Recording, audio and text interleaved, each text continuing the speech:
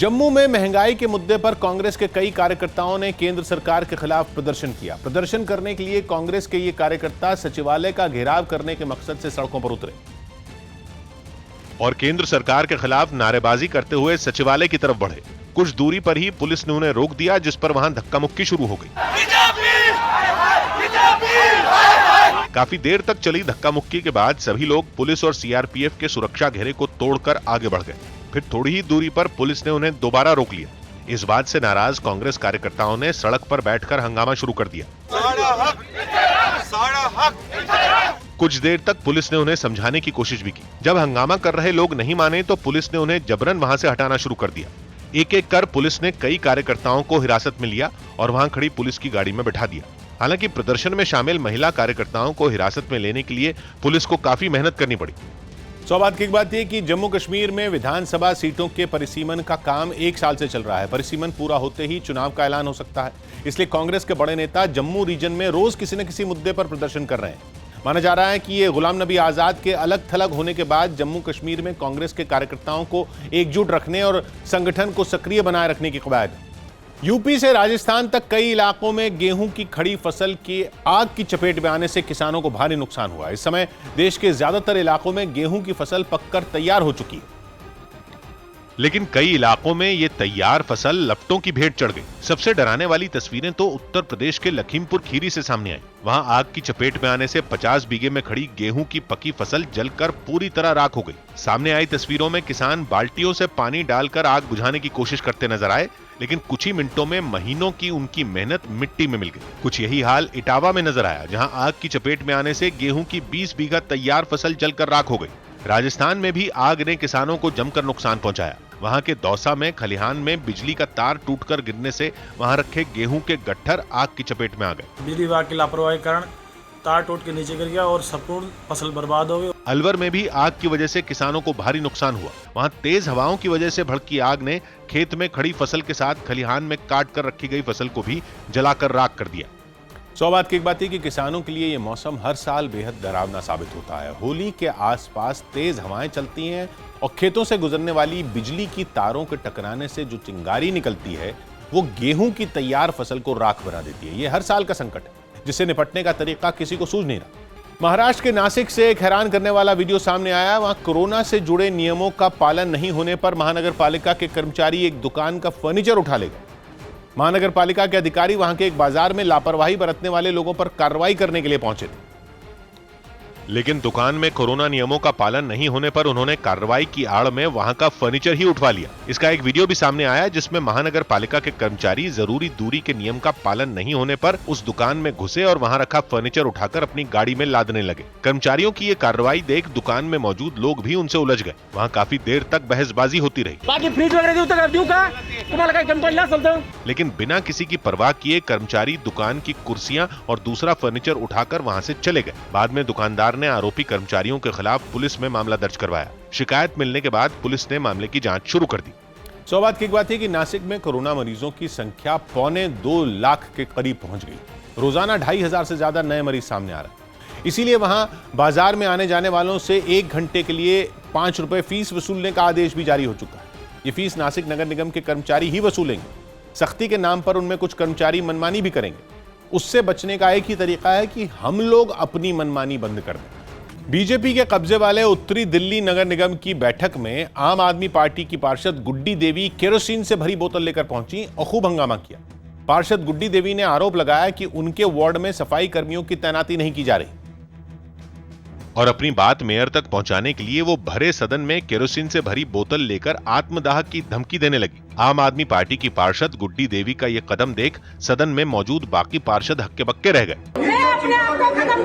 आगे की लाइन में बैठे कुछ पार्षद तो फौरन अपनी जगह पर खड़े हो गए, जबकि एक आदमी गुड्डी देवी के पास पहुंचा और उनसे केरोसिन से भरी बोतल छीनने की कोशिश की, मगर उसे कामयाबी नहीं मिली। गुस्से से तमतमाई आम आदमी पार्टी की पार्षद ने सफाई कर्मियों की तैनाती के मुद्दे पर मेयर को खूब खरी खोटी सुनाई। अगला टारगेट कमिश्नर ऑफिस होगा, मेयर साहब आप होंगे अगर मेरे सफाई कर्मचारी एक दिन मुझे नहीं मिलेगा। हालांकि मेयर जयप्रकाश ने पार्षद के इस तरीके को गलत बताते हुए उन्हें समझाने की कोशिश की, जिसका कोई असर नहीं हुआ। इसी हंगामे के बीच 2 महिला पार्षद भी उनके पास पहुंची और किसी तरह उनको शांत करवाया।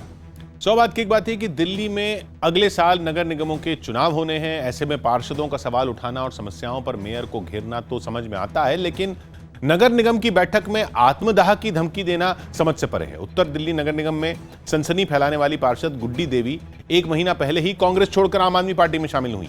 वो इससे पहले मेयर और म्युनिसिपल कमिश्नर के ऑफिस के बाहर कूड़ा फेंककर बवाल मचा चुकी थी। इस बार उनका गुस्सा आत्मदाह की धमकी देने तक पहुंच गया। संयुक्त राष्ट्र सुरक्षा परिषद के नियमों की धज्जियां उड़ाते हुए चीन पाकिस्तान के परमाणु कार्यक्रम को खुली मदद दे रहा है। न्यूज़ 18 के जनक दवे की रिपोर्ट है कि सुरक्षा एजेंसियों ने गुजरात के मुंद्रा पोर्ट से एक चीनी जहाज को पकड़ा है, जिसमें परमाणु हथियार बनाने से जुड़ा सामान पाया गया, जिसे चीन के शंघाई से कराची के पोर्ट कासिम भेजा जा रहा था। रिपोर्ट के मुताबिक कराची के पोर्ट कासिम में ही पाकिस्तान का वो रिसर्च ऑर्गेनाइजेशन है जो वहां की बैलिस्टिक मिसाइल कार्यक्रम को चलाती। इसीलिए चीन से भेजा जाने वाला इस तरह का सारा सामान कराची के इसी पोर्ट पर पहुंचाया जाता है। इससे पहले पिछले साल भी भारतीय एजेंसियों ने चीन के एक जहाज को कांदला पोर्ट पर पकड़ा था, जिसमें मिसाइल बनाने से जुड़ा सामान लदा था। ऐसी करतूतें चीन पिछले साल और नॉर्थ कोरिया 1999 में कर चुका है। हालांकि भारतीय एजेंसियों की सतर्कता के चलते इनके अनुमानों पर पानी फिरता है। कोरोना के बढ़ते खतरे से निपटने के लिए मुंबई के नगर निगम बीएमसी ने भी अपनी तैयारी तेज कर दी। सरकारी अस्पतालों के अलावा बीएमसी ने मुंबई के सभी प्राइवेट अस्पतालों को भी कोरोना मरीजों के लिए बेड आरक्षित करने के आदेश जारी किए। और यह कदम इसलिए उठाना पड़ा क्योंकि मुंबई में रोजाना कोरोना मरीजों की तादाद नए रिकॉर्ड बना रही है। पिछले 24 घंटे में मुंबई में 5,800 से ज्यादा लोग कोरोना की चपेट में आ चुके हैं। इसके बाद भी वहां के कई बाजारों और सब्जी मंडियों में लोगों की भीड़ कम होने का नाम नहीं ले रहे। हालांकि वहां की सड़कों पर तैनात पुलिसकर्मी लोगों को कोरोना नियमों का पालन करवाने की पुरजोर कोशिश करते दिखे। लगातार चेकिंग अभियान चलाया जा रहा है। आज दूसरा दिन था नाइट कर्फ्यू का। मुंबई के अस्पतालों में कोरोना मरीजों के लिए बेड आरक्षित करने के अलावा बीएमसी ने बाकी स्वास्थ्य सुविधाओं को बढ़ाने के निर्देश भी जारी किए। ऑक्सीजन भी ऐसे ही बढ़ा रहे हैं, वेंटिलेटर भी दे रहे हैं। महाराष्ट्र सरकार हालात बिगड़ने की सूरत में लॉकडाउन के संकेत भी दे चुकी है, लेकिन बीएमसी इस कोशिश में है कि किसी तरह कोरोना को फैलने से रोका जा सके। बात की बात है कि मुंबई में बीएमसी की तैयारियों से ज्यादा तेज रफ्तार हम लोगों की लापरवाहियों की है। जिन लोगों को हालात की गंभीरता का अंदाजा नहीं है, वो जान लें कि मुंबई में रोजाना कोरोना के नए मरीजों की संख्या अब 6,000 के पास पहुंच गई। वहां अस्पतालों में बेड भरने में ज्यादा दिन नहीं लगेंगे। बिना लक्षण वाले मरीजों को बेड भी नहीं मिलेगा, फिर वो कहां जाएंगे? मुंबई में कितने लोगों के पास घर में आइसोलेशन की जगह है, ये हम सब जानते हैं। बीएमसी और महाराष्ट्र सरकार के पास अब तैयारी करने के लिए ज्यादा विकल्प नहीं बचे हैं। एक ही तरीका बचा है कि फिर से लॉकडाउन लगा दिया जाए। अगर हम सब यही चाहते हैं तो आगे कुछ कहने समझाने के लिए बचा नहीं। पाकिस्तान के कब्जे वाले कश्मीर में 20 गांवों के लोगों ने पाकिस्तानी सेना और वहां की खुफिया एजेंसी आईएसआई के खिलाफ मोर्चा खोल दिया। न्यूज़ 18 के पवन शर्मा की रिपोर्ट है कि सीज फायर समझौते की आड़ में पाकिस्तानी सेना पीओके के 20 गांवों में नई चौकियों को बनाने में जुटी है, जहां सेना के खतरनाक हथियारों की तैनाती धड़ल्ले से की जा रही है। यही वजह है कि इन गांवों के लोगों ने पाकिस्तानी सेना के खिलाफ सड़कों पर प्रदर्शन शुरू कर दिया, क्योंकि इन लोगों को पाकिस्तान की इस साजिश की वजह से अपनी सुरक्षा की चिंता सता रही है। सूत्रों के मुताबिक हाल के दिनों में पाकिस्तानी सेना और आईएसआई के कई अधिकारियों की हलचल भी इन गांवों में देखने को मिली। मध्य प्रदेश के कटनी से एक हैरान करने वाली तस्वीर सामने आई। वहां एक संत ने अपने लिए खास तरह की गाड़ी बनवा ली। बताया गया कि जूना अखाड़े से जुड़े संत श्यामगिरी ने अयोध्या के राम मंदिर जाने के लिए इस गाड़ी को बनवाया, जिसके लिए ऑल्टो कार का इस्तेमाल किया गया। इस छोटी कार में इतने बदलाव किए गए कि इसका हुलिया ही बदल गया। देखने में यह गाड़ी किसी एसयूवी जैसी लगने लगी। इस गाड़ी में भजन बजाने के लिए म्यूजिक सिस्टम भी लगाया गया, साथ ही तलवार और पिस्तौल के नमूने भी लगाए गए। बाबा के मुताबिक इस गाड़ी को बनाने में 2.5 लाख रुपए की लागत आई और अब वो इस गाड़ी से अयोध्या जाने की तैयारी कर रहे हैं। हमने आपने कुछ नहीं बनवाया, राम जी ने ही भेजा है अपने भक्तों के लिए। उन्होंने ये गाड़ी चलाकर भी दिखाई। इस दौरान आसपास मौजूद लोग भी इस गाड़ी को हैरानी से देखते रहे। बात की बात है कि हम लोगों के लिए शौक बड़ी चीज है। शौक के साथ आस्था भी जुड़ जाए तो पैसा क्या। हम लोग नियम कानून के बारे में भी नहीं सोचते। 2 साल पहले सुप्रीम कोर्ट ने गाड़ियों के ढांचे में बदलाव को गैर कानूनी घोषित कर दिया था। गाड़ी के पहिए, उसकी लंबाई चौड़ाई में बदलाव करना अवैध है। राजस्थान के कोटा से रोंगटे खड़े कर देने वाला एक वीडियो सामने आया। वहां एक आदमी होलिका दहन के दौरान आग में गिर गया। आरोप है कि वो शराब के नशे में था। 2 दिन पुराना यह वीडियो सोशल मीडिया पर तेजी से वायरल हो रहा। जिसमें दिखा कि होलिका दहन के दौरान वहां एक आदमी अंगारों को रौंदते हुए चला गया। इसके ठीक बाद वो आदमी भी उसकी नकल करता हुआ दिखाई दिया, लेकिन वो खुद को संभाल नहीं सका और आग में गिर गया। उसके आग में गिरते ही वहां हड़कंप मच गया। कई लोग उसकी मदद के लिए दौड़े, लेकिन तब तक वो खुद ही उठकर बाहर निकल आया। सौभाग्य की बात यह कि होलिका जलाने के दौरान ऐसी मस्ती जानलेवा होती। इस साल बिहार में होलिका दहन में 3 बच्चे जिंदा जल गए। राजस्थान में एक सिरफिरे ने होलिका की आग में केमिकल डाल दिया, जिससे 4 लोग झुलसे थे। अभी कोटा में जो वीडियो वायरल हुआ वो राजस्थान के राजसमंद जिले का है। यहां सिरफिरा खुद ही आग की लपटों में जा गया। उसकी होली अस्पताल में बीती और अब भी मरहम पट्टी चल रही है।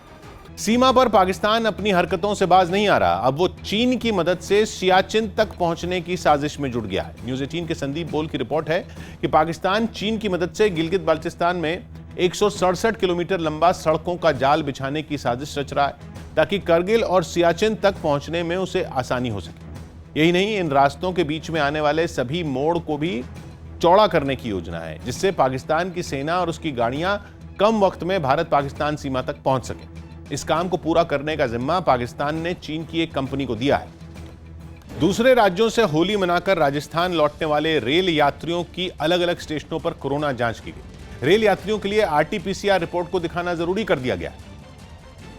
और जिनके पास ये रिपोर्ट नहीं होगी, उनकी जांच स्टेशनों पर ही की जाएगी। जयपुर रेलवे स्टेशन से जो तस्वीरें सामने आई, उनमें एक तस्वीर में स्वास्थ्य विभाग की टीम स्टेशन से बाहर निकलने वाले सभी यात्रियों की कोरोना जांच करती दिखी। लोग कतार में खड़े रहे और अपनी बारी आने पर उन्होंने इसकी जांच करवाई। राजस्थान में एक बार फिर तेजी से कोरोना के केस बढ़ते जा रहे हैं। एक्टिव केस 7,800 हो चुके हैं। इस दौरान कुछ लोग इससे बचने की भी कोशिश करते नजर आए। सुरक्षा कर्मियों के न होने से वो लोग स्टेशन पर दूसरे रास्ते से आसानी से बाहर निकल गए। इसके बावजूद राजस्थान के कई रेलवे स्टेशनों पर स्वास्थ्य विभाग की तरफ से यह अभियान चलाया गया। सौभाग्य की बात है कि हम लोगों की जाहिलियत की कोई सीमा नहीं। 1 साल में भी हम नहीं समझ पाए कि कोरोना महामारी कई बार बिना लक्षण के भी जकड़ लेती। बिना लक्षण वाले मरीज भी महामारी फैला सकते हैं। इसलिए ज्यादा से ज्यादा लोगों की जांच जरूरी है। इतनी सी बात भी हमारी बुद्धि में न घुसे तो हमारी समझदारी पर ही लानत है। केंद्र सरकार ने दावा किया कि सीरम इंस्टीट्यूट में बनी कोविशील्ड वैक्सीन पूरी तरह सुरक्षित है। न्यूज़ 18 के रवि सिंह की रिपोर्ट है कि केंद्र सरकार ने लोगों से अफवाहों पर ध्यान न देने की अपील करते हुए कोविशील्ड वैक्सीन को पूरी तरह सुरक्षित बताया और दावा किया कि सीरम इंस्टीट्यूट में बनी ये वैक्सीन कोरोना वायरस पर 76% तक असरदार है। साथ ही ये दावा भी किया गया कि देश में कहीं भी कोविशील्ड वैक्सीन लगने के बाद खून के थक्के जमने की शिकायत नहीं मिली। केंद्रीय स्वास्थ्य मंत्री डॉक्टर हर्षवर्धन ने लोगों से यह अपील भी की कि 1 अप्रैल से 45 साल की उम्र से ऊपर वाले सभी लोग बिना किसी डर के वैक्सीन लगवाएं। दोनों वैक्सीन्स पूरी तरह से सेफ हैं। बहुत सारे लोगों को इन विषयों के बारे में अभी भी डाउट है। आप इस संदर्भ में वैज्ञानिकों की बात को सुनो। सोशल मीडिया पर और व्हाट्सएप यूनिवर्सिटी के अंदर जो बातें चलती हैं उन पर कतई विश्वास ना करें। राजस्थान में 3 विधानसभा सीटों पर होने वाले उपचुनाव के लिए बीजेपी और कांग्रेस ने प्रचार में पूरी ताकत झोंक दी। लेकिन बीजेपी की गुटबाजी उस वक्त साफ दिखी जब रैलियों के मंच पर वसुंधरा राजे नहीं पहुंची। दूसरी तरफ राजस्थान में कांग्रेस के दोनों बड़े नेता अशोक गहलोत और सचिन पायलट एक मंच पर दिखाई दिए, जिसे उपचुनाव जीतने के लिए आपसी मतभेद भुलाने की कवायद के तौर पर देखा गया। सुजानगढ़ सीट पर प्रचार के लिए हुई रैली में अशोक गहलोत और सचिन पायलट एक ही मंच पर दिखाई दिए। लंबे वक्त बाद राजस्थान में दोनों नेताओं को एक साथ देखा गया। मंच पर दोनों की कुर्सियों में कुछ फासला जरूर दिखा। दोनों एक दूसरे से बात करते हुए भी नहीं दिखे, लेकिन प्रचार में दोनों नेता जान फूंकते दिखाई दिए। दूसरी तरफ बीजेपी की चुनाव प्रचार से जुड़ी एक ऐसी ही रैली की तस्वीरें राजसमंद से आईं। जनसभा में लोगों की भारी भीड़ तो दिखी, लेकिन मंच पर पूर्व सीएम वसुंधरा राजे नजर नहीं आई। केंद्रीय मंत्री गजेंद्र सिंह शेखावत भी प्रचार में जान फूंकते दिखे। राजस्थान में 17 अप्रैल को राजसमंद, सहाड़ा और सुजानगढ़ सीटों पर उपचुनाव होने हैं। सौभाग्य की बात है कि राजस्थान में विधानसभा की 3 सीटों पर 17 अप्रैल को उपचुनाव होना है। उपचुनाव के नतीजों से राजस्थान की सरकार पर कोई सीधा असर नहीं पड़ने वाला। वहां कांग्रेस के पास बहुमत से 4 सीटें पहले ही ज्यादा हैं।